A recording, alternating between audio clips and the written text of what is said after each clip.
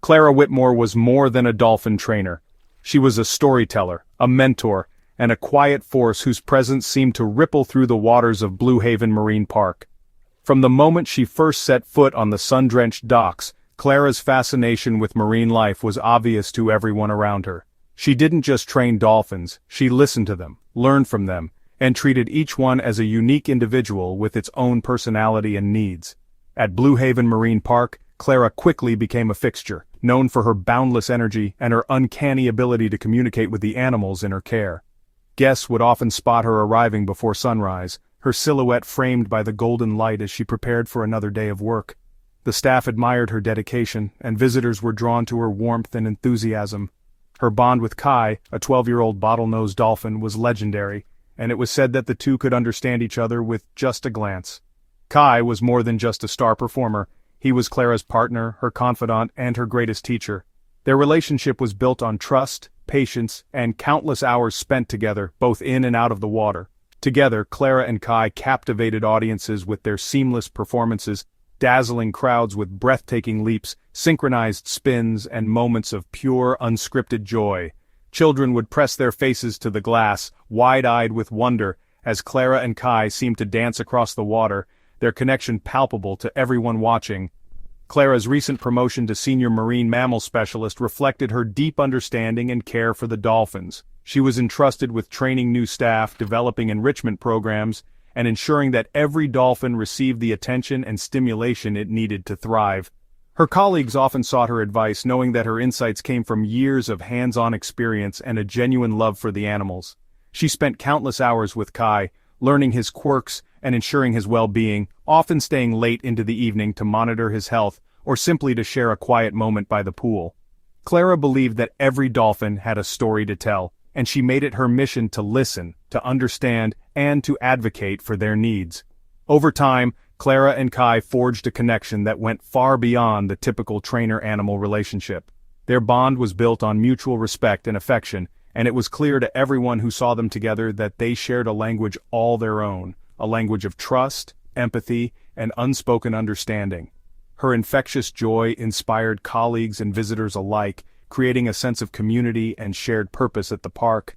Clara's laughter could often be heard echoing across the grounds, lifting spirits and reminding everyone of the magic that could be found in even the smallest moments.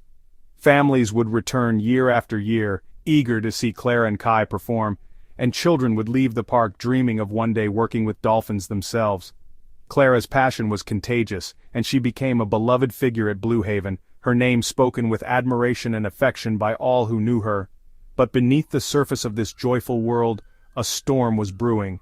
Clara's unwavering dedication would soon be overshadowed by a tragedy that would shake the marine world to its core, testing the strength of her bond with Kai and the resilience of everyone at Blue Haven Marine Park. The Harmony of the Deep show was more than just another performance on the Blue Haven Marine Park calendar. It was a heartfelt celebration, meticulously planned to honor Clara's recent promotion to lead trainer. For weeks, anticipation had built among the staff, who admired Clara's dedication and the gentle way she worked with the dolphins. The show was also a tribute to the extraordinary partnership she had developed with Kai, the park's most spirited and intelligent dolphin. Their connection was the kind that trainers dream of, a bond forged through countless hours of trust-building, play, and mutual respect. Clara and Kai seemed to understand each other with just a glance or a subtle gesture, moving in perfect harmony both in and out of the water. The staff often marveled at how Kai responded to Clara's cues, performing complex behaviors with a joy that was unmistakable. On the day of the show, the park was alive with energy. Families arrived early, eager to claim the best seats, their children's faces painted with dolphins and starfish. The air was filled with laughter, the scent of popcorn, and the distant calls of seagulls. Dolphin enthusiasts, some of whom had traveled from neighboring towns, mingled with regular visitors, all drawn by the promise of something truly special. The summer sun cast a golden glow over the park, making the water in the main pool sparkle like a jewel. When Clara stepped onto the stage, she radiated confidence and excitement. Dressed in her signature wetsuit, she greeted the audience with a wave before diving into the opening routine with Kai. Together, they performed a series of breathtaking stunts, leaps, spins, and synchronized swims, that left the crowd gasping and applauding. Each movement was a testament to their trust and the countless hours they had spent perfecting their act. The audience watched in awe as Clara and Kai seemed to dance across the water, their joy infectious. The performance unfolded like a symphony, each segment carefully choreographed to highlight the beauty and intelligence of the dolphins. The routines were not just displays of skill, but emotional stories that spoke to the deep connection between humans and the marine world. As dolphins leapt in perfect unison and Clara guided them through intricate patterns, the audience was swept up in a wave of wonder and admiration. Some spectators wiped away tears, moved by the grace and power of the animals before them.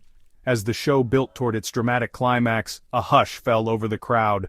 All eyes were fixed on the pool, waiting for the signature routine that Clara and Kai had been perfecting for months, a daring sequence that would push the boundaries of what anyone thought possible.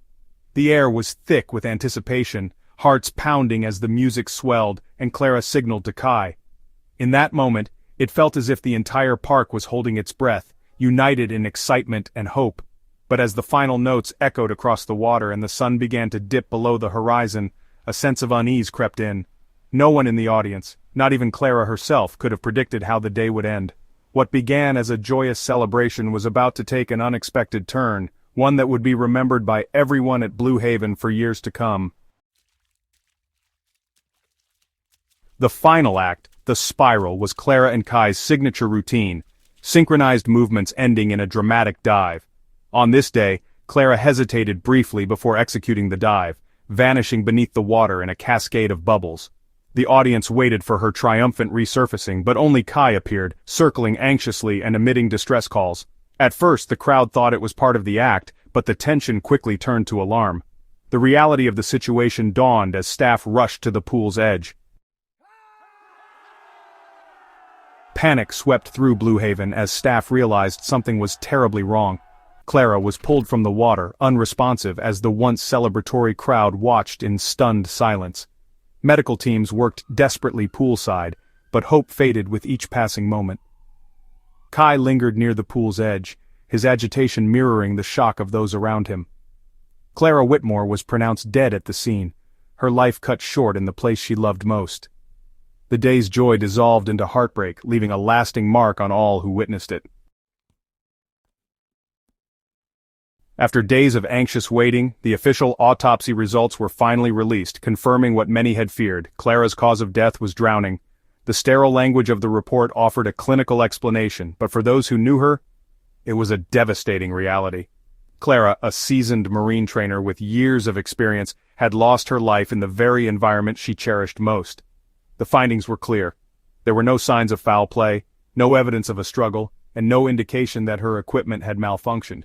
Every piece of her gear was meticulously examined by investigators, from her wetsuit to her oxygen tank, and all were found to be in perfect working order. The absence of equipment failure only deepened the mystery, leaving friends, family, and colleagues searching for answers that science could not provide. The release of the autopsy report brought a measure of closure to the investigation, but it also sparked a wave of questions and emotions. At a press conference held at the Marine Park, officials reiterated the findings, hoping to quell rumors and speculation.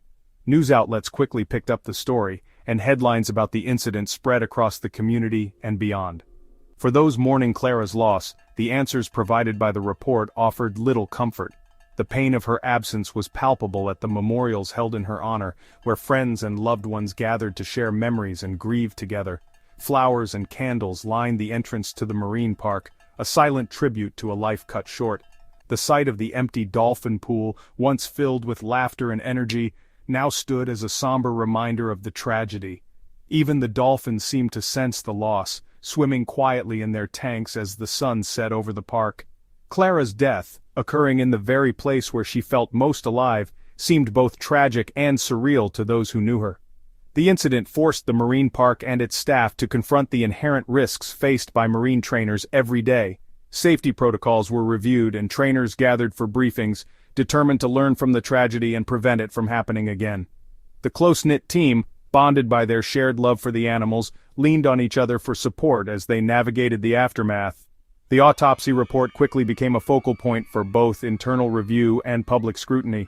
News cameras lined the entrance to the park, Journalists pressed staff for answers, and concerned citizens gathered outside, some demanding greater transparency and improved safety measures.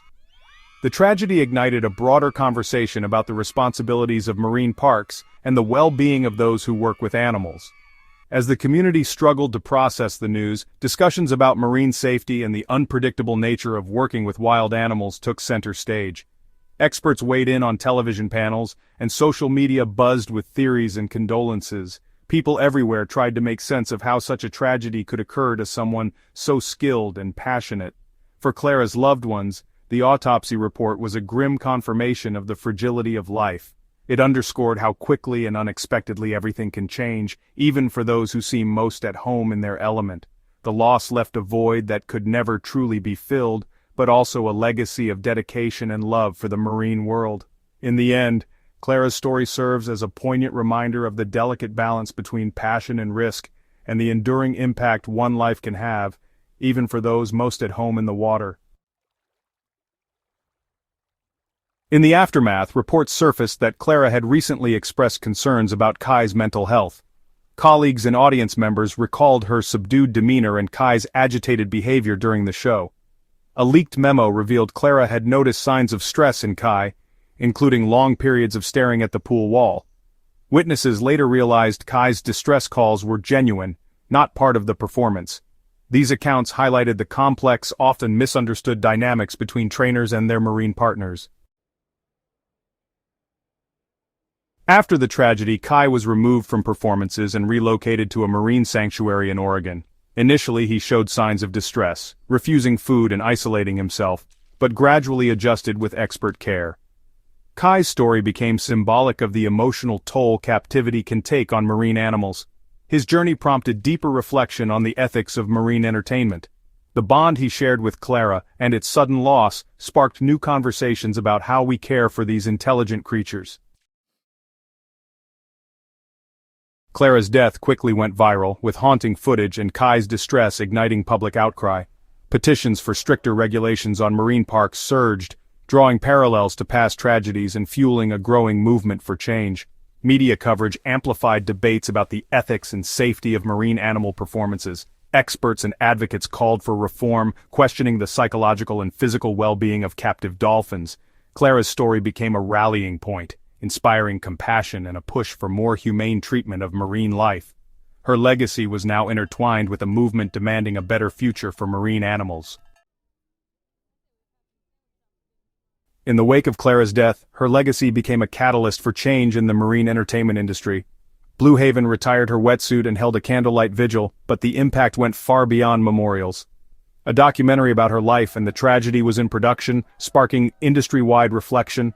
Public pressure led to calls for legislative reform and stricter safety protocols for marine parks. Clara Whitmore is remembered not just for her bond with Kai, but for inspiring a new generation of advocates for marine animal welfare.